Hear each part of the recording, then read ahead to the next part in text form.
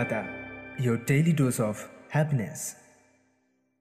আপনারা শুনছেন বিজয়গড় জ্যোতিষরায় কলেজের একমাত্র internet radio station radio Kolkata. এখন রেডিও কলকাতায় থাকছে এই সময় অনুষ্ঠানে আপনারা শুনবেন 25-এর বইমেলায় কৃষির বই, শুনবেন বিশিষ্ট শিল্পী পূর্ণচন্দ্র সামন্তের রচিত ও তারই কণ্ঠে এ বিষয়ের উপর গান, সহযোগিতায় পূর্বাশা সামন্ত। অনুষ্ঠানটি সাক্ষাৎকার গ্রহণ ও উপস্থাপনায় আছেন পবিত্র কুমার মণ্ডল ও রাজেশ্বর সাহা, সম্পাদনায় তনুশ্রী দে, সঞ্চালনা ও অলঙ্করণে বেবী সর্দার, সম্প্রচার সহায়তায় রাজু সর্দার। অনুষ্ঠানটি প্রযোজনা করেছেন ডক্টর অর্ণব কুমার বন্দ্যোপাধ্যায়। প্রতি বছরের মতো আজকেরও আমরা হাজির হয়ে গেছি 48তম আন্তর্জাতিক কলকাতা বইমেলাতে। এই মুহূর্তে আমরা উপস্থিত হয়েছি মেহনতি পাবলিকেশনের 210 নম্বর স্টলের সামনে। রেডিও কলকাতার তরফ থেকে আজকে আমরা উপস্থিত হয়েছি বইমেলা প্রাঙ্গণে। তো এই মুহূর্তে আমরা উপস্থিত আছি মেহনতি প্রকাশনীর সামনে, যেখানে চাষবাসের সমস্ত এগ্রিকালচারের বই বিক্রি হচ্ছে ও তার সঙ্গে এখানে বিশেষজ্ঞরাও উপস্থিত আছেন। আর আমাদের সঙ্গে উপস্থিত আছেন পবিত্র কুমার মণ্ডল। পবিত্রদা এবার সবার কাছ থেকে, সমস্ত লেখকদের কাছ থেকে জেনে নেবেন বই সম্পর্কে। শ্রোতা বন্ধুরা, সকলকে শুভেচ্ছা জানিয়ে শুরু করছি আজকের অনুষ্ঠান। আজ আমরা রয়েছি বইমেলা প্রাঙ্গণে। আর এই বইমেলা প্রাঙ্গণে এখন আমরা রয়েছি মেহনতি প্রকাশনীর এই স্টলের সামনে। এখানে আমাদের অনুষ্ঠানের যিনি প্রযোজক রাজেশ্বর দাও রয়েছেন, রাজেশ্বর সাহা, এবং আমাদের সাথে রয়েছেন ডক্টর শান্তনু বেরা এবং আরও কয়েকজন বিশেষজ্ঞ রয়েছেন, সুদীপ্ত শেখর পাল এবং কয়েকজন এখানকার উৎসাহী মাস্টারমশাই যারা গান লেখেন। তো প্রথমে রাজেশ্বর দা যদি একটু বলেন এখানকার সম্পর্কে বইমেলাতে। এক অত্যন্ত একটা প্রাসঙ্গিক বিষয়, এবং এখানে প্রতি বছরের ন্যায় আমাদের যে চাষবাস এবং প্রাণী পালন এবং তার সাথে সাথে উদ্যোগী একটা সর্বাঙ্গীন একটা কিন্তু মিলন ক্ষেত্র হয়ে দাঁড়িয়েছে। এবং এখানে যে বিভিন্ন চাষবাসের যে বই, বিভিন্ন প্রাণী পালনের যে বই, তার প্রকাশ ক্রমশ ঘটছে এবং প্রকাশিত হয়েছে, সে বিষয়ে আমরা একটু জেনে নিচ্ছি এবং সেটা ক্রমশ আমরা আপনাদের সাথে জানাতে থাকবো। আচ্ছা, আমাদের সাথে রয়েছেন ডক্টর শান্তনু বেরা। আপনারা জানেন যে পশ্চিমবঙ্গ প্রাণী ও মৎস্যবিজ্ঞান বিশ্ববিদ্যালয়ের তিনি অধ্যাপক, বিশিষ্ট অধ্যাপক, এবং উনি অনেক প্রবীণ মাপের কর্মী। তো যদি স্যার একটু যদি বলেন আজকের এই বইমেলাতে আসার উদ্দেশ্য নিয়ে যদি একটু বলেন। নমস্কার, আমরা 48তম আন্তর্জাতিক কলকাতা বইমেলাতে আজকে উপস্থিত হয়েছি। প্রতি বছরের ন্যায় এক সময় আপনারা জানেন যে ময়দানে বইমেলা হতো, সেটা একটা নস্টালজিক ব্যাপার ছিল। তারপরে কলকাতার এই করুণাময়ীতে আন্তর্জাতিক বইমেলা শুরু হয়েছে।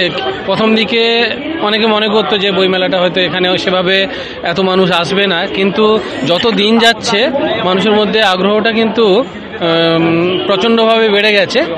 আর আজকে আমরা এই মেহনতি পাবলিকেশনের 210 নম্বর স্টলে উপস্থিত হয়েছি, এবং এখানে যেটা এই স্টলের বিশেষত্ব সেটা হচ্ছে আমরা সাহিত্য বা কবি বা অন্য বিষয়ে অনেক স্টল আমরা পেয়ে যাব, কিন্তু কৃষি, প্রাণী সম্পদ, মৎস্য এইসব বিষয়ের যে স্টলটা সেটা আমরা কিন্তু খুব বেশি নেই এই বইমেলা। এখানে তো অনেক বিশেষজ্ঞরাও আছেন এখানে, তাই তো? হ্যাঁ, এখানে যেমন আমাদের মধ্যে উপস্থিত রয়েছেন মন্তেশ্বর ওয়ানের এডিএ সাহেব হরসিদ মজুমদার মহাশয়। ওনার একটা বিশেষ পরিচয় দিতে হয়, যদিও উনি একজন কৃষি বিশেষজ্ঞ। উনি কৃষির তো প্রচুর লেখা ওনার আছে, তার সাথে সাথে ওনার যে সাহিত্য প্রতিভাটা সেটাও কিন্তু আমরা দেখছি। এবং ওনার আজকে একটা বই উদ্বোধন হলো, সেটা তার বিষয় কি এবং কেন উনি এই ধরনের লেখার প্রতি আগ্রহী হলেন সেটা উনি ভালো বলতে পারবেন। তাহলে ওনার মুখে শুনে নেওয়া। অবশ্যই। স্যার নমস্কার। নমস্কার, আমার বইটা একবার দেবে। আপনার এই যে বইপত্র যে বেরিয়েছে এবং এই যে বইমেলাতে আসলেন, এটা নিয়ে একটু বলুন। আমাদের রেডিও কলকাতার যারা শ্রোতারা রয়েছেন, যারা আসতে পারছে না, তারা শুনে বুঝতে পারবেন যে ঠিক বইমেলাতে কেমন পরিবেশ তৈরি হয়েছিল মানে আমাদের এই স্টলের সামনে। নমস্কার, আমি হরসিদ মজুমদার, সহ কৃষি অধিকর্তা, পশ্চিমবঙ্গ সরকার। তা প্রথমে যখন আমরা কৃষকদের নিয়ে মিটিং করতাম, তা আমরা তো ওই 2-3 ঘন্টার মিটিং তা কৃষকরা প্রায়ই আমাকে বলতো, স্যার যদি বাংলায় একটা ভালো বই পাওয়া যায় তাহলে কিন্তু আমাদের উপকার হয়। তা আমাদের ছিল বাংলা বই, তা বিশেষ করে কৃষকের যেটুকু দরকার তার থেকে অনেক বেশি লেখা থাকতো, অনেকটা তারা পড়াশোনায় উৎসাহী হতো না। তারপর আমি দেখলাম যে এইটাকে যদি একটু শর্টকাটে লেখা যায়, তা আমি লেখা শুরু করলাম। তা আমি একটা 2014 সালে একটা বই বার করলাম, বইটার নাম দিলাম আধুনিক কৃষিকথা, এবং মেহনতি প্রকাশনী থেকেই বার করলাম আধুনিক কৃষিকথা। এবং এই বইটা প্রথম থেকে লোক অতটা বুঝতে পারেনি, এখন বিশাল সারা, এমনকি যারা এডিও পরীক্ষা দিচ্ছে তাদেরও যেমন কাজ লাগছে, বিশেষ করে ইন্টারভিউতে খুব কাজে লাগছে, কারণ ওটা হচ্ছে সহজ সরল ভাষায় প্র্যাকটিক্যালটা তুলে ধরা হয়েছে।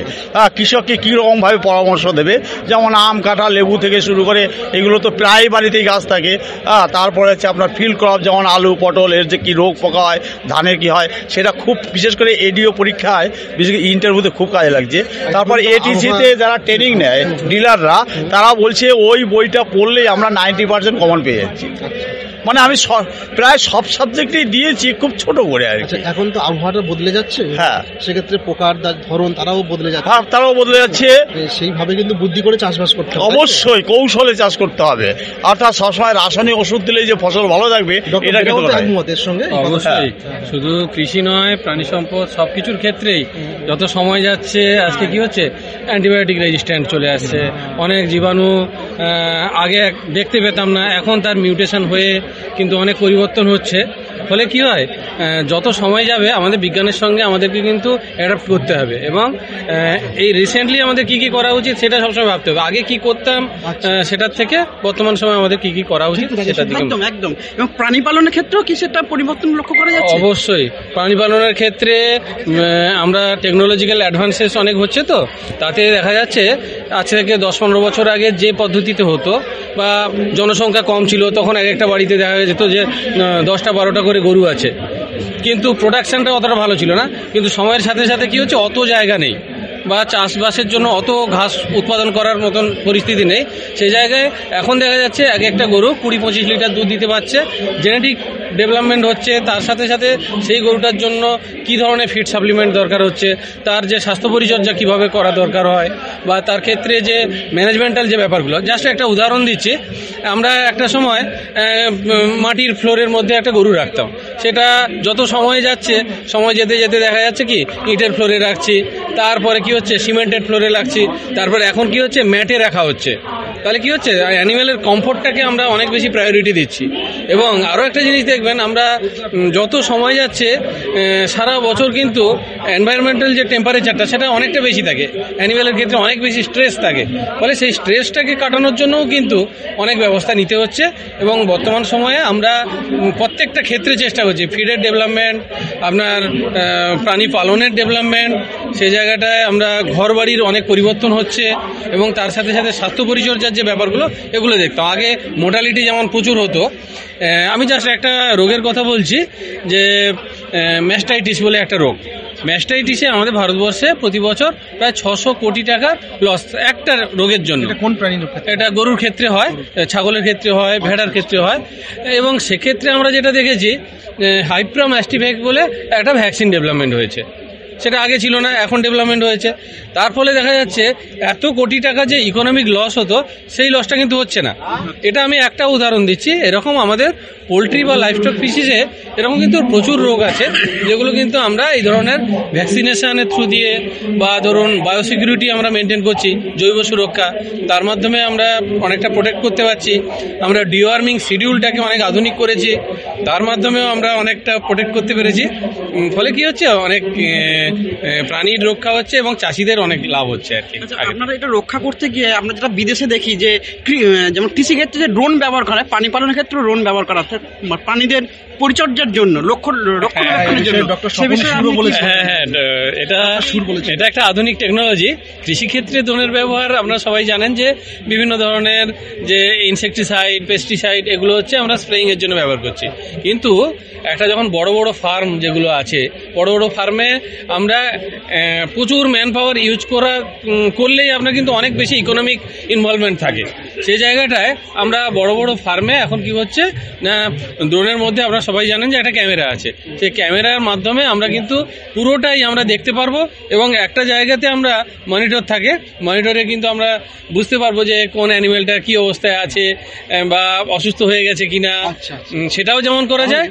হ্যাঁ, এছাড়াও আমরা কিছু অন্যান্য টেকনোলজিও ইউজ করা যায়। আপনি যে ব্লকে এখন দায়িত্বে রয়েছেন সেখানেও কি ড্রোনের ব্যবহার এখন কি আসছে? ড্রোনের ব্যবহার তো অবশ্যই দরকার, কারণ আমি দেখেছি কৃষকরা বিশেষ করে এই আমন ধানে দেখা যাচ্ছে এই ধানের জমিতে ওষুধ দিতে গিয়ে অনেকেই দেখেছে সাপে কেটে মারা যাচ্ছে।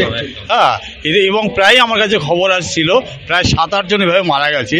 তো আমি তাদের শুধু একটাই প্রযুক্তি দিয়েছি, এখনও তো ড্রোনটা তো এখনও কৃষকের মধ্যে সেভাবে আসেনি, অল্প স্বল্প কয়েকজনে জানে, তাই এটা প্রায় 2-1 বছরের মধ্যে সব জায়গায় চলে আসবে। হ্যাঁ, চলে আসবে এবং সেখানে মাঠে নামার প্রয়োজন নেই, যে বিশেষ করে এই সাপের যে সমস্যাটা, এটা কিন্তু সমস্যা নেই। যে কোনো পেস্টিসাইড একটা ইকুইভ্যালেন্ট পরিমাণে দিতে পারবে, এটা একটা ব্যাপার আছে। তারপর হচ্ছে এখন হচ্ছে আমরা রাসায়নিক সারটা যেটা মাটিতে দেই বা তাতে কি হচ্ছে অনেক সার নষ্ট হয়ে যাচ্ছে, আর রাসায়নিক সার বেশি দেওয়ার জন্য জমির যে উর্বরতা জমির নষ্ট হয়ে যাচ্ছে। সেই জন্য যদি আমরা লিকুইড ফার্টিলাইজার আমরা দ্রোণের মাধ্যমে যদি দিই, তাহলে সারও যেমন কম লাগবে এবং পরিবেশ দূষণটাও কিন্তু কম হবে। আর আপনার যে ব্লক সেটা ছাড়াও তো বিভিন্ন জায়গায় আপনি ভিজিট করেন, যেমন ডক্টর বেরা মূলত সুন্দরবন অঞ্চলে বিভিন্ন মানুষের কাছে যান, তাদের পরামর্শ দেন। আপনি মূলত কোন জোনটাতে বেশি যান? না, আমি বিশেষ করে আমার ব্লকে তো কাজ করছি। আমার এই 21 বছরের এডিএ চাকরি জীবনে আমার 4টে জেলা ঘোরা হয়ে গেছে, নর্থ বেঙ্গল থেকে শুরু করে সব জায়গা ঘোরা হয়ে গেছে। তা আমি যেটা দেখেছি, বিশেষ করে কৃষককে একটু আধুনিক কৃষি নিয়ে ভাবতে হবে, একইভাবে চাষ করলে হবে না। যেমন আমার একটা নিজস্ব উদ্ভাবন প্রযুক্তি আছে, যে এখন হচ্ছে জলের খুব সংকট, অর্থাৎ ভূগর্ভস্থ জলটা আমাদের এগ্রিকালচার ফসল চাষ করার ফলে অনেকটাই আমরা তুলে নিচ্ছি, এমনকি ভবিষ্যতে এই জলের একটা সংকট দেখা যাবে। তা আমি একটা মাল্টি ক্রপিং সিস্টেম, সেটা হচ্ছে বাদাম, ঝিঙে, ভেন্ডি, এই খারিফ সিজনে বাদামটা হচ্ছে কি আমাদের যদি লাগাই, তাহলে মাটির উর্বরতা জৈব উপায়ে বৃদ্ধি পাবে। মাটির উর্বরতা আমরা বলি বছরে যদি 3টে ফসল একটা জমিতে হয়, একটা লিগুমিনাস ক্রপ চাষ হবে, সেখানে আমরা বাদামটা চাষ করলে বাদাম হচ্ছে লিগুমিনাস। 2 নম্বর হচ্ছে আমাদের একটা বাউন্ডারি দরকার, সেখানে যদি আমি ভেন্ডি গাছটা পুষা সাকসি বলে একটা জাত আছে, যদি প্রথমে ওটা যে 15 দিন বয়সে যদি আমি মাথাটা ভেঙে দিই, তার সাইড থেকে প্রায় 8-10টা করে কপিস বেরোয়, সেখানে আমি 4টে কপিসকে অ্যালাউ করবো। সেটা প্রায় 2 মানুষ সমান উঁচু হবে, আর জল যদি জমিতে জমেও তাও কিন্তু ভেন্ডি একমাত্র গাছ ভেন্ডি গাছে, সেখানে ভেন্ডি হবে। হ্যাঁ, ফেন্সিংয়ের কাজ হবে। 3 নম্বর হচ্ছে এই যে আমি বাদামটা লাগালাম, তার ঠিক 15 দিন পরে, অর্থাৎ 1 ফুট দূরে দূরে লাগাচ্ছি, তো মাঝখানে একটা সারি বাদ দিচ্ছি, সেখানে আমি একটু উঁচু করে যদি ঝিঙ্গাটা 15 দিন পরে লাগাই, আর তার উপরে যদি মাচা দিই, চৈত্র বৈশাখ মাসে প্রচণ্ড টেম্পারেচার থাকে, সেখানে একটা শেডের কাজও করবে। তাহলে এটা হচ্ছে একটা হচ্ছে আমি শেডিং ক্রপ হিসাবে ঝিঙে চাষ করছি, কভার ক্রপ হিসাবে বাদাম চাষ করছি, বাউন্ডারি ক্রপ হিসাবে আমি ভেন্ডি চাষ করছি। তাতে দেখা যাচ্ছে কৃষক অর্থাৎ চাষ করার 1.5 মাস পর থেকেই 2টো সবজি পেয়ে যাচ্ছে, একটা ঝিঙে আর একটা হচ্ছে ভেন্ডি। এটা যদি একটু আর্লি লাগায় দামটা ভালো পাবে, কথাটা বুঝেছেন? তাতে 1.5 মাস পর থেকে তার কিন্তু আর সুদে বা এইভাবে টাকা নিতে হবে না, এর থেকে একটা পয়সা চলে আসবে। আবার যদি বাদামটা একসঙ্গে আসে, একটা হচ্ছে আপনার বাদাম হচ্ছে ট্যাগ 24 বলে একটা জাতের হাইব্রিড, 5 থেকে 6 কুইন্টাল বাদাম হবে এবং 50 টাকা কেজি হলে 30,000 টাকা পেয়ে যাচ্ছে। আবার ওই একই জায়গায় বাদাম গাছটা নিচে নামিয়ে দিয়ে ওটা যদি 3 ফুট উঁচু করি, ওখানে যদি 1-1.5 ফুট যদি জল হয়, ওখানে যদি আবার আমাদের একটা লাউ আছে হাইব্রিড H1 ভ্যারাইটি আছে, আমি যদি আগে থেকে চারাটা করে নেই জৈব সার দিয়ে ওখানে যদি দেই, তাহলে বাদাম গাছটা পচবে, আর ওই যে মাচাটা থাকলো তখন লাউ হবে। এই সময় দেখা যাবে যে আষাঢ় শ্রাবণ মাসে একটা পুজো থাকে, লাউ বলে দিতে হয়। 1 বিঘা জমি থেকে 5,000-এর উপর লাউ পাওয়া যায়। যদি গড়ে যদি আমি 10 টাকা পিস লম্বা একটা লাউ আছে দেখবেন, এবং খুব চাহিদা। তাতে আমি দেখেছি 1 বিঘা জমিতে 1 বছরে, 1 বছর নয় 6 মাসে আপনার 15ই ফেব্রুয়ারি থেকে 15ই জুন আপনি মোটামুটি 1.5 লাখ টাকা আসবে, আপনার 30,000 টাকা খরচ, 1,20,000 টাকা প্রফিট। এটা আমার একটা প্রজেক্টে 2014-15 আমি খানাগুলো চেষ্টা করেছিলাম এবং ওখানে মানুষ করছে, এবং বালুরঘাটে আমি মাইনগর বলে একটা এটিসি আছে, সেখানেও করেছিলাম, ওখানের মানুষও করছে। অর্থাৎ মাল্টি ক্রপিং আপনার হচ্ছে কি, একটা হচ্ছে উপরে শেড ক্রপ হচ্ছে ঝিঙে, আর বাদামটা হচ্ছে কভার ক্রপ, আর বাউন্ডারি ক্রপ হচ্ছে ভেন্ডি। এবং তারপরে ওই একই মাচা ব্যবহার করবো, এবং জৈব সারও হয়ে গেল, আবার জলও কম লাগবে। আর একটা জিনিস এখানে বলে দিই, আমি কেন বাদাম সিলেক্ট করলাম আর ঝিঙে সিলেক্ট করলাম। বাদাম সিলেক্ট করলাম, বাদামেও হলুদ কালারের ফুল হয়, সেটা হচ্ছে সকালে ফোটে, আর ঝিঙেও কিন্তু হলুদ কালারের ফুল ফোটে, সেটা হচ্ছে বিকালের দিকে ফোটে। অতএব একটা যদি মৌমাছির করি, একই মৌমাছিতে বাদামেও পরাগ মিলন হচ্ছে, আবার ঝিঙেরও পরাগ মিলন হচ্ছে, ঠিক আছে। এবং হলুদ কালারের ফুল হচ্ছে একই রকম ইনসেক্ট লাগে, সেই জন্য আমি যদি ফেরোমন ট্র্যাপ ব্যবহার করি, আমাকে কোনো রাসায়নিক কীটনাশক দিতে হয় না। আচ্ছা, আমার লাস্ট প্রশ্ন, যে থ্রু আউট দ্য ইয়ার এগ্রিকালচারের সার্কেলটা কীভাবে, মানে কীরকম হওয়া উচিত বলে আপনি মনে করেন? আমরা যেমন কিচেন গার্ডেন একটা মডেল খুব ছোট আকারে করি, এক্ষেত্রে যদি এরকম করা যায় যে কিছু বিকৃত করবে, কমার্শিয়াল অ্যাসপেক্ট থাকবে, তার সাথে সাথে হচ্ছে একই জমিতে বিভিন্ন ধরনের ফসল হচ্ছে সে ফলাতে থাকবে, সাইকেলটাও ঠিকঠাক মেনটেন হবে। এইরকম একটা সাইকেল যদি আপনি একটা এই উত্তরটা শোনার আগে আমাদের সুদীপ্তদা আছেন, উনি বিশিষ্ট লেখক, এবং ওনার বাড়িতেও চাষবাস আমরা দেখেছি, একই জমিতে বারবার চাষ, সেটা তোমাদের এই জমিতেও হয়, তাই কি না? হ্যাঁ, সেটা কিভাবে হয় ওখানে? আমাদের জমিতে চারদিক দিয়ে একটু উঁচু করা, সেখানে এই এখন যেমন কপি হচ্ছে, বিভিন্ন ধরনের কপি, তারপরে ঢ্যাঁড়স লাগানো হয়েছে, সেটা আবার কিছুদিন বাদে উঠে যাবে। আর একটা সাইডে হলুদ লাগানো আছে, এই হলুদটা প্রায় 2 বছর অন্তর অন্তর আমরা তুলি। ওই যে দেখলাম যে একটা নিচু জমি আছে, সেখানে মাছ চাষ চলছে, আর উপরটা কিন্তু আবার সেই উপরটাতে লাউ, শিম, সঙ্গে দুরকম চাষবাস হচ্ছে, লাউ, শিম, পুঁই শাকও হয়। তাহলে এবারে আপনার কাছে আসি, যেটা স্যার বলছেন যে এইভাবে একই জমিতে 2-3 বার ফসল করা যেতে পারে তো লাভের জন্য। হ্যাঁ, ব্যাপারটা হচ্ছে কি, আমাদের মাটিতে গাছ সাধারণত 16টা খাদ্য উপাদান দরকার, তার মধ্যে 9টা বেশি দরকার আর 7টা কম দরকার। কিন্তু যদি একই ফসল একই জমিতে বারবার চাষ করি, তাহলে ওর যে কিছু নিউট্রিয়েন্ট দরকার সেইটা ওই মাটিতে থাকে না।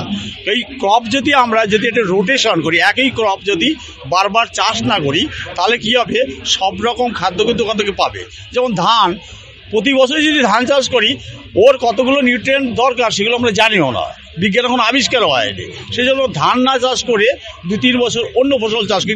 ফসল করবে, যদি আপনার আমন ধানের সময় আমরা অন্য ফসল বলতে যেমন ধনচা চাষ করতে পারি, ধনচা একটা বীজ প্রোডাকশন করতে পারি। ধনচা এখন হচ্ছে 50 টাকার উপর কেজি। এবং যদি যেখানে বন্যাপ্রবণ এলাকা, সেখানে তো ধান বন্যা হয়ে গেল পর ধানটা নষ্ট হয়ে যায়।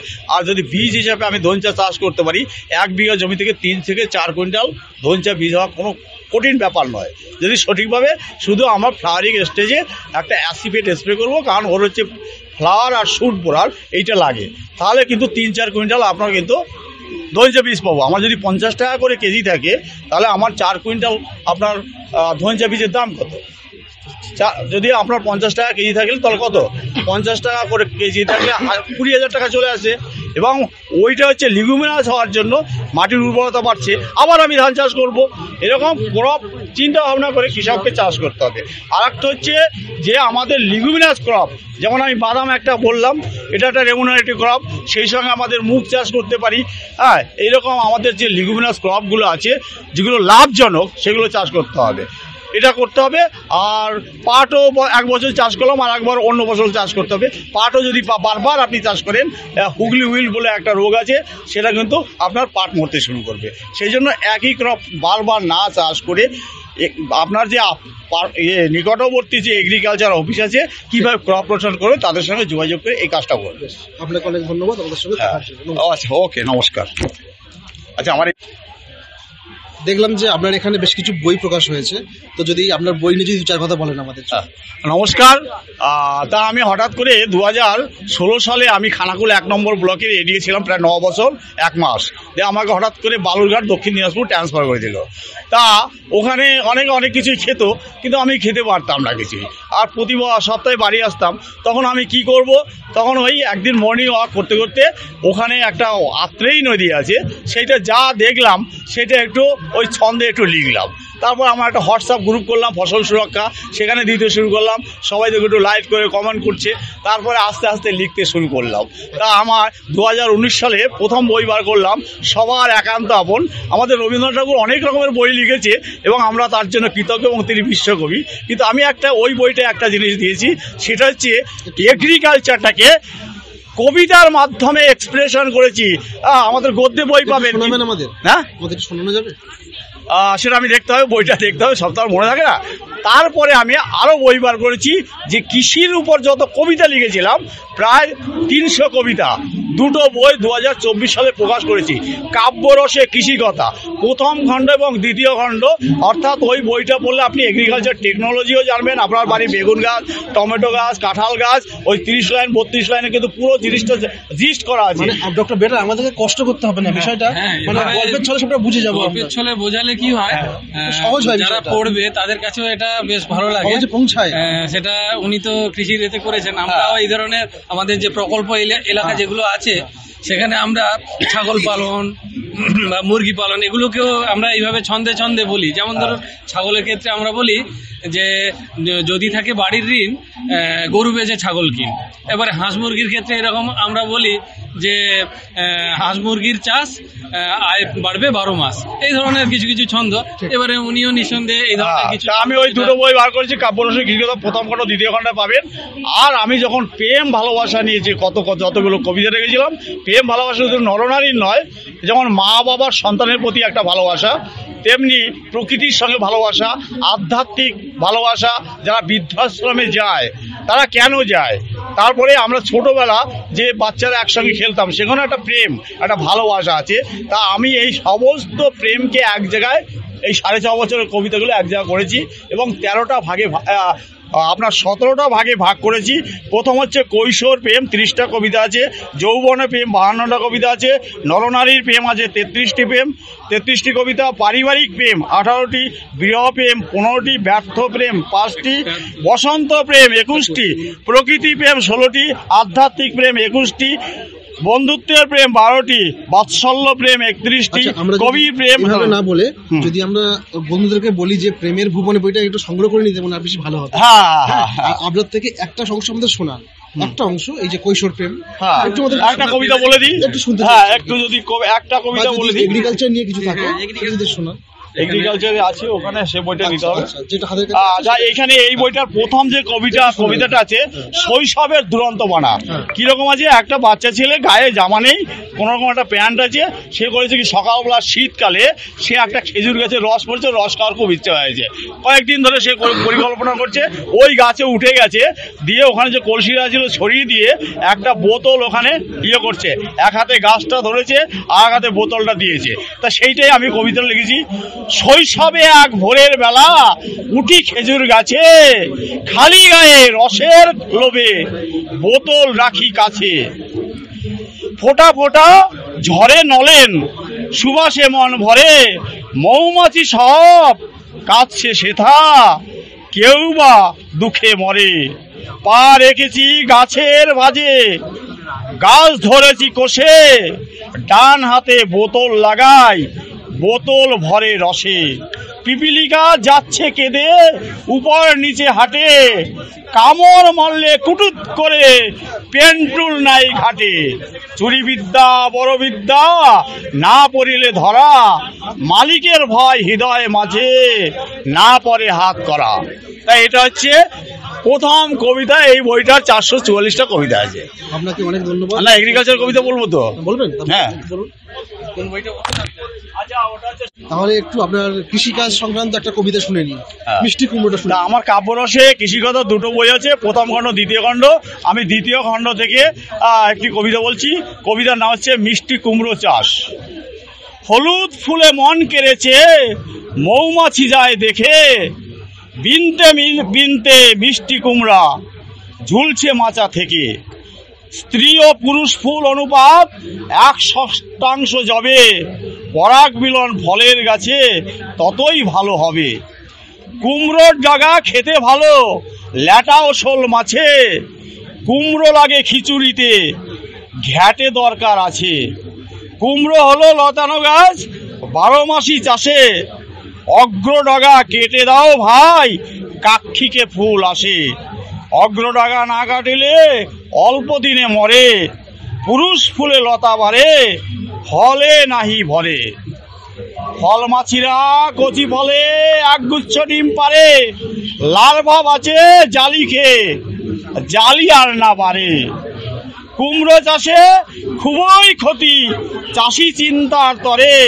ফেরোমেন ফাঁদ ঝুলাও খেতে, পুরুষ মাসি মরে।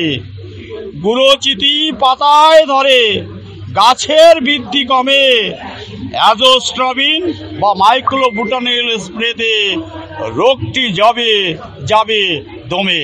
একটু কুমড়ো নিয়ে বলি, কুমড়ো গাছ যদি লম্বা হয় তাহলে কিন্তু গাছটা বেশি দিন বাঁচে না, ফুল হয় না। কুমড়ো গাছের প্রথমে ডগাটা ছিঁড়ে দিতে হবে, তার পাশ থেকে কাক্ষি মূল বেরোবে, তারপর ওগুলো আবার ছিঁড়ে দিতে হবে।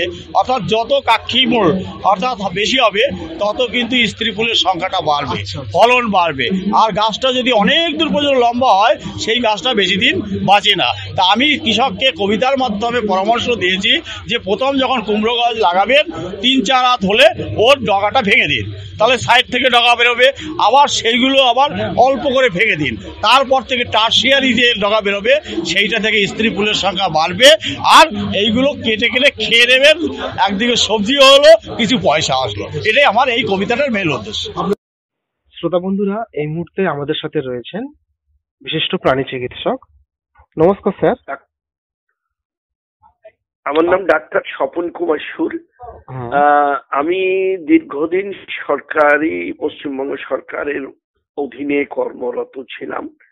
তারপরে WBCEDCর অধীনেও প্রায় 8 বছর আমি বিভিন্ন এই প্রাণী সম্পদ বিকাশের কাজে যুক্ত ছিলাম। হ্যাঁ, বলুন। এবারের যে বইমেলাতে দেখলাম যে বেশ কিছু বই প্রকাশ হয়েছে এবং মূলত মেহনতি প্রকাশনী তারা বের করে, যে এছাড়াও বেশ কয়েকটা প্রকাশনা সংস্থা রয়েছে তারাও বের করেন যে মূলত এগ্রিকালচার, প্রাণী পালন এইসব সংক্রান্ত যে বইগুলি। আপনার এবারের বইমেলাতে কেমন অভিজ্ঞতা যদি একটু আমাদের সঙ্গে শেয়ার করেন।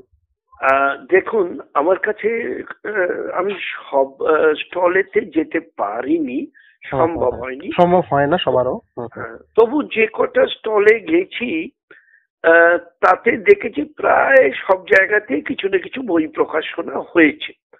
তবে আমি যেহেতু প্রাণী সম্পদের লোক এবং কৃষির সঙ্গে সংযুক্ত, যে সংস্থা কৃষি সংক্রান্ত, মৎস্য চাষ সংক্রান্ত এবং প্রাণী পালন সংক্রান্ত পুস্তক এবারে প্রকাশনা করেছে, আমি সেই সব জায়গায় বেশি থেকেছি। এছাড়া আমি দেখেছি কিছু রান্নার বই, কিছু সমাজ সংক্রান্ত বই প্রকাশিত হয়েছে, যেমন ex-IPS ডক্টর নজরুল ইসলামের বই। আমার পড়া হয়নি, কিন্তু আমি সেই স্টলে গিয়েছিলাম, বেশ ভিড় ছিল, দেখলাম বেশ ভিড় ছিল। এটা আমার কাছে যথেষ্টই ভালো লেগেছে যে মানুষ যাচ্ছে বইগুলোকে অন্তত দেখছে। আমরা তো অনেকেই এই সময় বই কিনতে পারি না, তার কারণ হচ্ছে তার একসঙ্গে অনেকগুলো অর্থের প্রয়োজন হয়। কিন্তু আমার সব থেকে যে ভালো লাগছে যে বিশেষ করে ইয়ং জেনারেশন এবং পৌরর কিছুটা আগে তারা দেখতে পাচ্ছি স্টলে গিয়ে বই দেখছে। আমরা বৃদ্ধই হয়ে গেছি, প্রায় 73 বছর বয়স সমান চলছে। আমরা বইয়ের প্রতি একটা আলাদা একটা টান আছে। এই যে প্রজন্ম আসছে তারা যে বই মেলায় যাচ্ছে বা দেখছে, এটা আমাকে একটা অন্যরকম স্বাদ দিচ্ছে। তবে আমি একটা কথা বলবো যে বেশ কিছু প্রকাশনী তারা প্রকাশ করছে বই, কিন্তু সেই বইটা আমাদের পক্ষে দেখা সম্ভব হচ্ছে না, কারণ এত ভিড়ভাট্টা লোকজনের মধ্যে আছে আর মাত্র একটা দুটো বই সামনে আছে, তো সেই জন্য দেখা যাচ্ছে না। আমি দেখলাম যে যদি তাদের কেউ করেছে, অবশ্য বাইরে যেখানে ডিসপ্লে আছে ওইখানে কেউ ওই প্রকাশিত বইগুলোকে রেখেছে। তবু দেখে এলাম, আমি কাগজে কিছু নোট করে এনেছি। আগামী দিনে যদি সম্ভব হয় অর্থের সংকুলান হয় আমি কিছু বই অবশ্যই কিনবো। আচ্ছা, এইরকম যে বই মেলা এটা কতখানি উপযোগী বলে মনে করেন বর্তমান সময়ে? নিঃসন্দেহে আমি বর্তমান জগতে বলবো এটা বিশেষ করে ইয়াং জেনারেশনের কাছে এটা ভীষণ প্রয়োজনীয়, ভীষণ উপযোগী, এবং তারা যাক, আরো বেশি করে বই মেলায় যাক। এইটা যে লোকে বলে না যে পড়াশোনার তা আমি বলবো না, কিন্তু আমি যা লোকের সমাগম কেউ কেউ সমালোচনা করে বলছে যে ওখানে গিয়ে শুধু খেতে যায়, না আমি সেটা দেখিনি।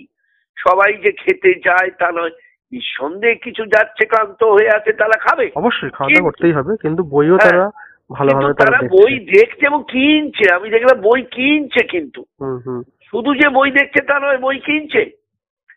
হ্যাঁ, এবং আরেকটা দেখলাম যে এবারে আমার চোখে খুব একটা সেটা পড়লো না, ওই যে ছোট ছোট যেসব পত্রিকা স্টল, আমি অবশ্য সব জায়গায় ঘুরতে পারিনি, আমার বয়স হয়েছে তো ঘুরতে পারিনি। হ্যাঁ, কিন্তু আমার কাছে ভালো লেগেছে, অবশ্যই ভালো লেগেছে এগুলো, যে মানুষ যাচ্ছে দেখছে বই, ছেলেরা কিনছে, এটা ভালো লেগেছে। হ্যাঁ, মহিলাদের আমি বেশ ভালো রকম সাড়া দেখেছি। কিন্তু ঠিক আপনাকে অসংখ্য ধন্যবাদ আমাদের সাথে এতক্ষণ সময় দিলেন এবং আপনার মূল্যবান মতামত। নমস্কার, ভালো লাগলো যে আপনারাও এইসব যত প্রচার করবেন আগামী দিনে তত মানুষ বইমুখী হবে, এইটাই। কারণ আমি তো কিছু কিছু বই লিখি, কিছু গল্পও লিখি, এইসব লিখি, ওই জন্য ভালো লাগে। যদি কিছু প্রচার হলো এবছরে ওখানে স্টলে ছিল রসিক খুড়োর গল্প। আচ্ছা, রসিক খুড়োর গল্প, তাই তো? কোন প্রকাশনা সংস্থা বের করেছিল? ওই মেহনতি করেছিল রসিক খুড়োর গল্প। তবে আমার কাছে ওদের যে প্রকাশনা দেখলাম কৃষি এবং মৎস্য চাষ ইত্যাদি, খুব ভালো লাগলো। যে এগুলো দরকার, ভীষণ দরকার, কারণ যারা করবে তাদের জন্য এই হ্যান্ডবুকটা কাছে রাখলে অনেক ভালো হবে। ধন্যবাদ আপনাকে, অনেক ধন্যবাদ আমার মতো মানুষের একটা মন্তব্য নেওয়ার জন্য। আমরা এখানে স্টলের সামনে পেয়েছি এখানকার কর্ণধারকে, তাই তো? হ্যাঁ হ্যাঁ হ্যাঁ, এখানকার মেহনতি প্রকাশনী যিনি কর্ণধার আছেন মাননীয় কাজল কর্মকার মহাশয় আমাদের মধ্যে উপস্থিত রয়েছেন। কথা বলে নি তাহলে? অবশ্যই। স্যার, প্রকাশনার নাম এবং আপনার পরিচয় দিয়ে শুরু করুন। হ্যাঁ, আমার নাম কাজল কর্মকার, আমার প্রকাশনার নাম হচ্ছে মেহনতি প্রকাশনী। হ্যাঁ, আজকে আমাদের এই যে বিজ্ঞানের জানা অজানা কথা, হ্যাঁ, সুদীপ্ত শেখর পালের লেখা এই বইটা প্রকাশ হলো। এর সঙ্গে আমাদের মেনলি আমরা এগ্রিকালচারের বইটা বেশি প্রকাশ করি, এবং সেই সঙ্গে শুধু এগ্রিকালচার নয়, তার সঙ্গে ভ্রমণ, গল্পের বই, বিভিন্ন রকমের, তার সঙ্গে প্রাণী পালন, মাছ চাষ, সব কিছু বই আমরা প্রকাশ করে চলেছি। গ্রামাঞ্চলের মানুষের যাতে সুবিধা হয় সেইটাকে মাথায় রেখে, তাই তো? কেমন বিক্রিবাটা হচ্ছে এখন? বিক্রি মোটামুটি আমাদের খুব ভালোই আছে। কারণ আমি যেটা দেখতে পাচ্ছি প্রতিদিন এর একটা কাস্টমার বাড়ছে। কারণ এক সময় আমরা দেখেছি যে চাষির ছেলে কিন্তু চাষে আগ্রহ হারিয়ে ফেলতো, তারা চাষে আসতো না। কিন্তু এখন সেই চাষির ছেলেটা সে লেখাপড়া শিখে সে বলছে, বাবা আমি আধুনিক প্রযুক্তিতে চাষ করব, যাতে আমরা চাষের লাভ বেশি পাই। তাহলে ডক্টর বেরা, এখানে তো আপনার বেশ কিছু বই প্রকাশ হয়েছে, সেটা যদি আজকে যদিও আমার বই প্রকাশ হয়নি, মূলত আমরা ফার্মিং কমিউনিটির কথা ভেবে আমরা কাজ করি। আমার কথা হচ্ছে মানুষ যেন চাষি বলতে নিজেকে গর্ববোধ করে, সেই হিসাবে আমাদের বইতে আধুনিক যে প্রাণী পালনের বিভিন্ন দিক সেইগুলোকে তুলে ধরার জন্য মূলত আমি যে 3টে বইয়ের সঙ্গে যুক্ত রয়েছি, সেটা হচ্ছে নতুন দিশায় ছাগল পালন বলে একটা বই গত বইমেলাতে উদ্বোধন হয়েছিল এবং সেটার রিভাইজ হয়েছে মাঝখানে, এবং আরেকটা বই হয়েছে পোলট্রি উৎপাদনের নানা দিক বলে একটা বই উৎপাদন বেরিয়েছে, এবং সেই সাথে সাথে হাঁস মুরগি, শূকর পালন এবং মাছ চাষ। এটাকে আমরা শেষ পর্যায়ে করলাম একটাই কারণে, যে ইন্টিগ্রেটেড ফার্মিং বা সুসংহত ফার্মিংয়ের দিকে কিন্তু আজকে আমাদের মানুষ কিন্তু ঝুঁকছে, এবং সেখানে শুধু একটা চাষ নিয়ে মানুষকে বাঁচলে হবে না, বিভিন্ন চাষের মধ্যে যদি আমরা একটা সমন্বয় সাধন করতে পারি তাহলে কিন্তু মানুষের জায়গার যেমন সদ্ব্যবহার হবে, তেমনি এই যে মার্কেটিং রিস্ক যেটা, সেই রিস্কটাও কিন্তু অনেক কম হবে। তার কারণ কি, ধরুন একটা সময় ধরুন বার্ড ফ্লু হয়েছিল, আপনারা সবাই জানেন। বার্ড ফ্লুর সময় যেটা হয়েছিল যে ডিমের দাম বা মুরগির মাংসের দাম কমে গেছিলো। ইন দ্য মিন টাইম মাছের দাম কিন্তু অনেক বেড়ে গেছিলো বা ছাগল মাংসের দাম অনেক বেড়ে গেছিলো। তাহলে আমরা যদি ইন্টিগ্রেটেড অ্যাপ্রোচ বা সুসংহত অ্যাপ্রোচ নিয়ে আমরা যদি চাষবাস করি, তাহলে সেক্ষেত্রে আমরা দেখব কি কোনো একটা জায়গা থেকে হলেও চাষি ভাইরা কিন্তু লাভবান হবেন। এবং সেই জায়গায় দাঁড়িয়ে প্রথম যে বইটা হয়েছে সেটা ছাগল পালনের উপরে। ছাগল পালনের নানা দিক এটা দেওয়ার একটাই কারণে, বর্তমানে অনেকে প্রথাগত পালনের বিষয়টা নিয়েই তারা বেশি জানে, কিন্তু কি কি বিজ্ঞানসম্মত উন্নয়ন ঘটেছে সেই জায়গাগুলো কিন্তু ওই জায়গায় তুলে ধরা হয়েছে। যেমন দু একটা জিনিস আমি বলি, যে একটা খামার করতে গেলে BCS বলে একটা টেকনোলজি, বডি কন্ডিশন স্কোরিং, সেটা আমরা করেছি, বা ফেমাচা কার্ডের ব্যবহার, বা আমরা কীরকম ফ্লোরিং করতে হয়, কমার্শিয়াল ফার্মিং কী করে করতে হয়, এই জিনিসগুলো আমরা করেছি। পোলট্রির ক্ষেত্রেও সেরকম আমাদের আধুনিক কিছু দিক আমরা তুলে ধরেছি। আবার আমরা এই শূকর পালন বা মাছ চাষ বা এগুলোর ক্ষেত্রেও আমরা সেই জিনিসগুলো তুলে ধরেছি। এখন আমাদের সাথে রয়েছেন সুদীপ্ত শেখর পাল। একটু জানতে চাইবো যে আপনার এই যে বই বিজ্ঞানের জানা অজানা কথা, তাই তো? তো এই বিষয়টা নিয়ে যদি বলেন যে বইয়ের মধ্যে কি রাখতে চেয়েছেন এবং কেন লেখার কথাও ভাবলেন? প্রথমত ছোটবেলায় বিজ্ঞান শিক্ষার আঙিনায় যখন পা দিলাম, তখন মনের মধ্যে যে সমস্ত প্রশ্ন জেগেছিল সে সমস্ত প্রশ্নের উত্তর জিজ্ঞাসা করার সাহস হয়নি। এমনকি অনেক প্রশ্ন আছে। এবং পরবর্তীকালে বিজ্ঞানে যখন আরেকটু পড়াশুনো করলাম, তখন তার অনেক কিছু উত্তর পেলাম। আবার পত্রপত্রিকা পড়েও অনেক কিছু উত্তর পেলাম। তখন আমি ভাবলাম যে ছোটোবেলায় যে প্রশ্নগুলোর উত্তর পাইনি, যে বয়সে সেই বয়সে ছাত্রছাত্রীদের কাছে যদি সেই প্রশ্নের উত্তরগুলো তুলে দিতে পারি, তাহলে আমার একটা মানসিক তৃপ্তি লাভ হবে। যেমন ছোটোবেলা থেকে দেখে আসছি পেট্রোম্যাক্স যে লাইট হ্যাচাক যাকে বলি, তার যে ম্যান্টেলটা সুতোর তৈরি, অথচ সেটা কিভাবে শক্ত হয়ে যায় এবং সেটা বিষাক্ত। আমাদের গুরুজনেরা বলতো ওটাকে হাত না দিতে। তো এই জিনিসটা নিয়ে আমি চিন্তাভাবনা করলাম এবং সেটা নিয়ে একটা লিখলাম, শৈশবের বিষয় হ্যাচাকের ম্যান্টেল। ছোটোবেলায় যে খেলনাটাকে দেখতাম মেলায় চলছে, একটা শতাব্দী প্রাচীন খেলনা, তার নাম হচ্ছে পটপট বোর্ড। তার যে টেকনোলজিটা কি, নাট বোল্ট স্ক্রু, ছোটোখাটো যন্ত্র, অথচ তার টেকনোলজিটা ঠিক কি, এগুলো পরবর্তীকালে ছোটদের উপযোগী করে, কিশোর উপযোগী করে লেখার চেষ্টা করি। অন্যান্য প্রকাশনা সংস্থা থেকে তো আপনার বই বেরিয়েছে, যেমন জ্ঞান বিচিত্রা দেখলাম। জ্ঞান বিচিত্রা থেকে বেরিয়েছে জ্যোতির্বিজ্ঞানের উপরে যে সমস্ত কমন প্রশ্নগুলো আমাদের মনে উদয় হয়, সেগুলো 30টা প্রবন্ধের একটা সংকলন, ভূগোলের অন্দরে। তাহলে চাষবাস নিয়ে কি আরও কিছু লেখালেখি করার ইচ্ছা রয়েছে, যাতে করে আরও আধুনিক চাষবাস নিয়ে আমার চিন্তাভাবনা যেমন আছে, লিখেও থাকি। আকাশবাণীতে বেশ কিছু সাক্ষাৎকারও আমি দিয়েছি, তবে সেগুলো সংখ্যায় অল্প বলে এখনও পর্যন্ত বই ছাপানোর কথা ভাবিনি, হয়তো ভবিষ্যতে হতেও পারে। ডক্টর বেরা, আপনিও তো বিভিন্ন সময় সোশ্যাল মিডিয়াতে আসেন বা বিভিন্ন আমাদের সরকারি যে সমস্ত জায়গা রয়েছে সেখানে যান, তো কেমন অভিজ্ঞতা হয় আপনার? মানে আপনাদের কেমন মানুষ নিতে পারে আপনাদের এই কথাবার্তা যে সময় যে দেন আপনারা, সেক্ষেত্রে কি মানুষের কোনো কাজে লাগে বলে মনে করেন? আমরা যদি স্ট্যাটিস্টিক্স দেখি, আজকের জনসংখ্যা বাড়ার সাথে সাথে আজকে কিন্তু প্রাণীর সংখ্যাও কিন্তু বাড়ছে, কৃষিজাত উৎপাদনেরও পরিমাণ বাড়ছে। তাহলে এটা সম্ভব হচ্ছে এই কারণেই আজকে তারা পালন করছে বলে। এবং আরেকটা জিনিস যদি আপনি দেখেন, জনসংখ্যা বাড়ার সাথে সাথে কৃষিযোগ্য জমি কমা সত্ত্বেও, জায়গা কমা সত্ত্বেও কিন্তু আজকের সংখ্যা বাড়ছে। তার মানে কি, আজকের দিনে দাঁড়িয়ে কম জায়গাতে কিন্তু মানুষ উৎপাদন অনেক বেশি করছে। শুধু পার্থক্যটা এটাই হয়েছে যে আগে আমরা বাণিজ্যিকভাবে উৎপাদন করতাম না, এখন কিন্তু সবাই ভাবছে এটা আমার অনলি একটা প্রফেশন হোক। আমরা এখন এন্টারপ্রেনারশিপ ডেভেলপমেন্টের কথা তো আমরা বলি, আমরা কিন্তু পালন নয়, আমরা চাষের কথা বলি। সে জায়গায় দাঁড়িয়ে আজকের যে সমস্ত মানুষরা তাদের রুটি রুজি নিয়ে সবাই লড়াই করছে। তাহলে আগে কী হতো, শখে মানুষ বাড়িতে দুটো মুরগি রাখতো, দুটো ছাগল রাখতো বা একটা গরু রাখতো। সে জায়গায় দাঁড়িয়ে এখন মানুষ ভাবছে কি, যে আমি এমন গরু পালন করব যেখান থেকে 20-22 লিটার দুধ দেবে। সেই 20 লিটার দুধ মানে হচ্ছে আপনি ধরতে পারেন যে মাসে 600 লিটার দুধ। 600 লিটার দুধ মানে হচ্ছে প্রায় ধরুন 20 থেকে 25 হাজার টাকার উপরে একটা ইনকাম। তাহলে এই রকম একটা ইনকাম যেন জেনারেট করা যায় প্রাণী থেকে। তাহলে গরু, ছাগল, হাঁস, মুরগি প্রত্যেকটাই কিন্তু আজকে আমাদের গভর্নমেন্টও কিন্তু চেষ্টা করছে সেগুলোকে মার্কেটিং করা, বিভিন্ন মানুষের কাছে পৌঁছে দেওয়া, এবং আজকে প্যাকেজিংটাও খুব সুন্দরভাবে হচ্ছে। এবং আজকে আমরা যেটা দেখেছি, মানুষের প্রয়োজনেই কিন্তু এটা দরকার হয়। আজকে আমাদের ICMR এর যদি রেকমেন্ডেশন দেখেন যে 180খানা ডিম খাওয়া দরকার বছরে, 10 কেজি 800 মাংস খাওয়া দরকার, তারপরে ধরুন আপনার দুধ খাওয়া দরকার 300 ml প্রতিদিন, তাহলে এগুলো কোত্থেকে আসবে? এগুলো তো একটা উৎপাদন হতে হবে, এবং উৎপাদক যে হবে সে যেন তার রুজিটা ওই জায়গা থেকে করতে পারে, সেটাই হচ্ছে আমাদের concept.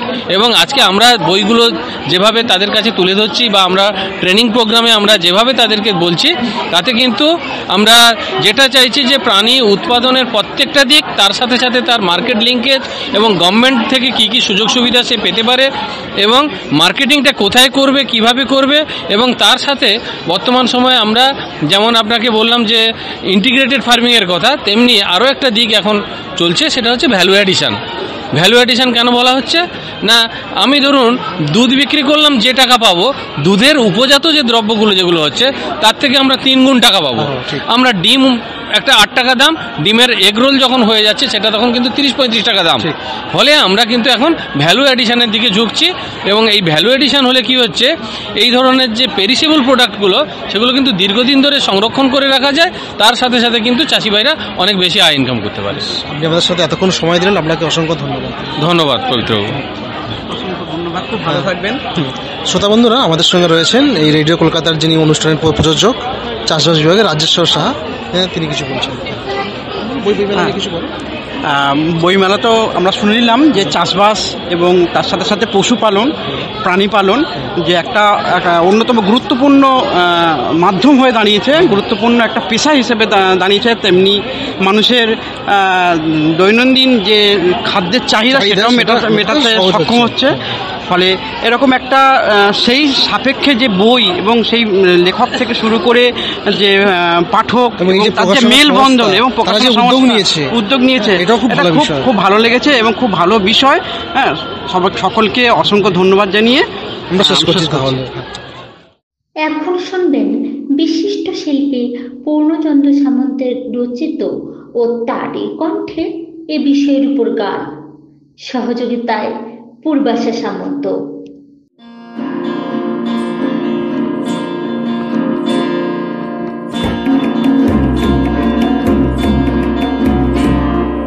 ta na na na na na na na ta na na na na ta na na na na na na na ta na na na na कोयल के दर बोई मेलाते कत कत बोई, कोयल के दर बोई मेलाते कत कत बोई, इष्टले इष्टले जया कोई केना लई, इष्टले इष्टले जया कोई केना लई, कोयल के दर बोई मेलाते कत कत बोई, ta na na na na na na na ta na na na na ta na na na na na na na ta na na na na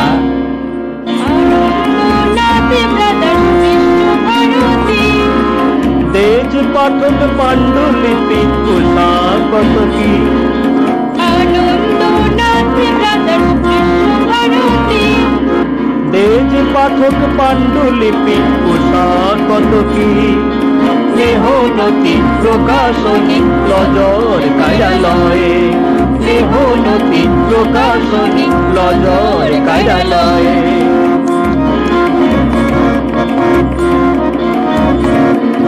ta na na na na na na na ta na na na na ta na na na na na na na ta na na na na बोई मेलाते कत कत बोई, कोयल के दर बोई मेलाते कत कत बोई, কত রকম বই সেজেছে কাজল বাবুর স্থলে, কৃষি বিজ্ঞান প্রাণী পালন মৎস্য পুকুর জলে, কত রকম বই সেজেছে কাজল বাবুর স্থলে, কৃষি বিজ্ঞান প্রাণী পালন মৎস্য পুকুর জলে, মাশরুম হাঁস মুরগির চাষ মাটি পরীক্ষার বই, মাশরুম হাঁস মুরগির চাষ মাটি পরীক্ষার বই,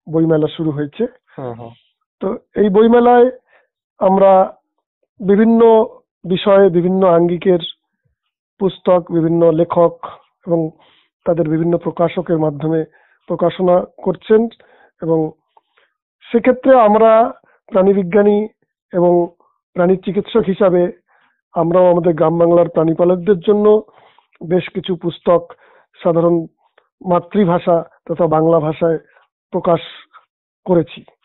এবং এ প্রসঙ্গে আমি বলতে পারি যে আমি এবং অধ্যাপক অরুণাশিস গোস্বামী দুজনে মিলে এবারের আন্তর্জাতিক বই মেলায় গত 2রা ফেব্রুয়ারি 2টি পুস্তক প্রকাশ করা হয়েছে। আচ্ছা। তার মধ্যে প্রথমটি হলো প্রাণী পালন ও চিকিৎসা এবং দ্বিতীয়টি হলো পোল্ট্রি পালন ও চিকিৎসা। এই 2টি পুস্তক আমরা 2জন লেখক মিলে লিখেছি এবং গত 2রা ফেব্রুয়ারি মেহনতি প্রকাশনীর 210 নম্বর স্টল থেকে আমাদের বিশ্ববিদ্যালয়ের প্রাক্তন উপাচার্য অধ্যাপক পূর্ণেন্দু বিশ্বাস মহাশয়ের হাত দিয়ে আমরা রিলিজ করেছি বই দুটি। বই দুটিতে মূলত আমি যেটুকুনি বলবো, একদম সংক্ষেপে বলবেন যে মূল কি বিষয়টুকু রয়েছে। ঠিক, যে প্রাণী পালন এবং চিকিৎসা যে প্রথম বইটি, এইটাতে আমরা বর্তমান সময়ের প্রেক্ষাপটে যে আধুনিক উন্নত প্রাণী পালনের বিভিন্ন দিক, বিশেষ করে যেহেতু বইটি প্রাণী পালন ও চিকিৎসা, সেই জন্য এক্ষেত্রে গবাদি পশু অর্থাৎ গরু, মহিষ, ছাগল, ভেড়া, শূকর পালনের সম্বন্ধে যে এই 5টি প্রাণীর বিভিন্ন আধুনিক ও উন্নত প্রজাতি, তার বাসস্থান, তার পরিচর্যা, তার প্রাথমিক চিকিৎসা পদ্ধতি এবং প্রজনন পদ্ধতি, সেই সম্বন্ধেও বিভিন্ন প্রকল্প, কিভাবে গ্রাম বাংলার প্রাণীপালকরা আধুনিকভাবে প্রাণী পালন করলে পরে সেটা একটা লাভজনক ব্যবসায়িক উদ্যোগ হিসেবে তাদের কাছে গড়ে উঠতে পারে, তারই একটা সার্বিক ধারণা আমরা এই পুস্তকটিতে বিস্তারিতভাবে ব্যাখ্যা করেছি। গ্রাম বাংলার সাধারণ প্রাণীপালক, হাঁস মুরগি খামারি, সাধারণ বেকার যুবক যুবতী এবং স্বনির্ভর উদ্যোগীদের জন্য। এবং ঠিক একইভাবে পোল্ট্রি পালন এবং চিকিৎসা দ্বিতীয় বই যেটি, সেখানেও আমরা আধুনিক এবং উন্নত বিজ্ঞানসম্মত মুরগি পালন, হাঁস পালন, মুরগির ক্ষেত্রে বিশেষ করে ব্রয়লার এবং লেয়ার মুরগি অর্থাৎ ডিম পাড়া এবং মাংস উৎপাদনের জন্য কিভাবে ব্যবসায়িক পদ্ধতিতে খামারিকরণ করা যায়, তাদের বিভিন্ন রোগ ব্যাধি, চিকিৎসা, ঘরবাড়ি সম্বন্ধে আমরা ব্যাখ্যা করেছি। এর পাশাপাশি এই বইটিতে আমরা কিছু আধুনিক পোল্ট্রি অর্থাৎ বর্তমান সময়ের প্রেক্ষাপটে যেমন আমরা বলতে পারি যে এমু পাখি পালন, টার্কি পালন, গিজ পালন, গিনি ফাউল পালন, কোয়েল পালন, এগুলো কিন্তু বর্তমানে যে আমাদের মাংস, আমরা যে সাধারণ মানুষরা যে মাংস অর্থাৎ হাঁস মুরগির মাংসের বাইরে গিয়েও যে অনেক পুষ্টিকর, সুস্বাদু এবং মানে অধিক সুষম গুণ সম্পন্ন যে মানে মাংস উৎপাদনের যেসব পাখি পালন বর্তমানে শুরু হয়েছে আমাদের শহর এবং গ্রাম বাংলাতেও ব্যবসায়িক পদ্ধতিতে, তারও প্রতিপালন পরিচর্যা সম্বন্ধে আমরা কিন্তু একটা বিজ্ঞানসম্মত ধ্যান ধারণা এই পুস্তকে তুলে ধরেছি। আশা করছি যে এই পুস্তক দুটি সাধারণ যে শিক্ষিত বেকার যুবক যুবতী খামারি ভাই বন্ধুরা যদি অধ্যয়ন করেন, তাহলে এর থেকে কিন্তু একটা সম্যক বিজ্ঞানসম্মত ধারণা অর্জন করে তারা কিন্তু লাভজনক প্রাণী পালনের দিকে অগ্রসর হতে পারবেন, এই আমার বিশ্বাস। আচ্ছা, মানে আপনারা যেমন বিভিন্ন সেমিনার করেন, বিভিন্ন প্রশিক্ষণে অংশগ্রহণ করেন, পাশাপাশি এই বইটি তাদের অনেক কাজে লাগে। একটা ব্যক্তিগতভাবে যখন তারা বাড়িতে রয়েছে, যদি তারা পড়ে নেয় একবার, তাহলে কিন্তু বুঝতে পারবেন যে কি করতে হবে, তাই তো? অবশ্যই অবশ্যই অবশ্যই অনেকটা সহযোগিতা হবে বলে মনে হয়। তো আমরা আশা করব প্রকাশনী এরকম বইও অনেক প্রকাশ করে থাকেন মূলত, তাই তো?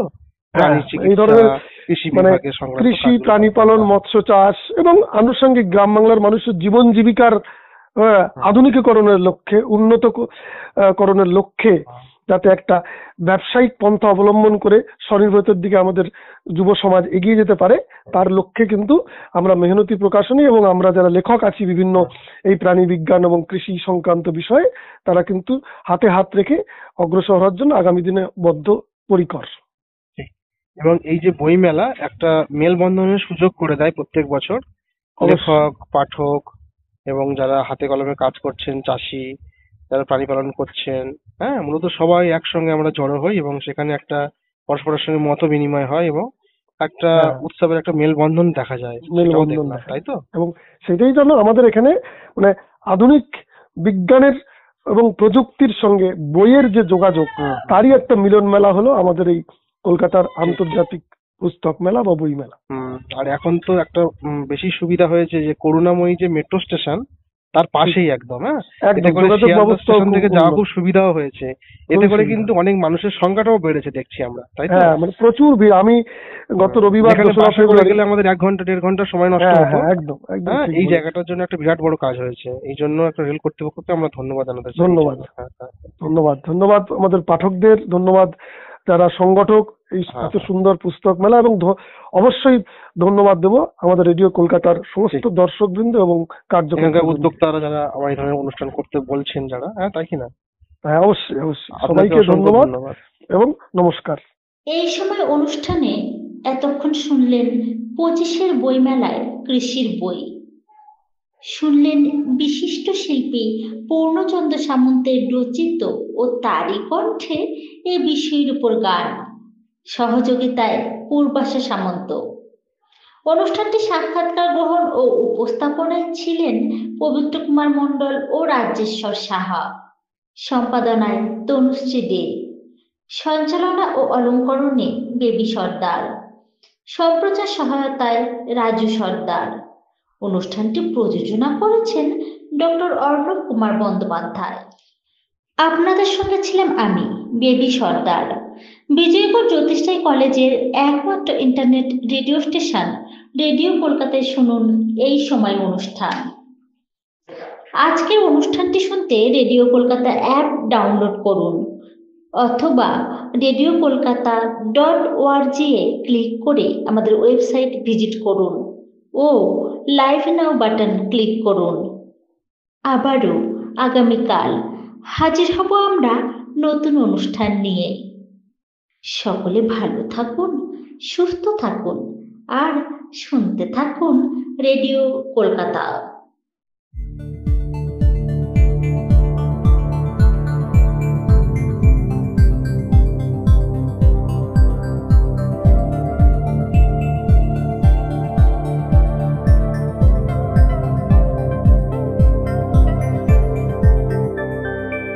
Radio Kolkata, your daily dose of happiness.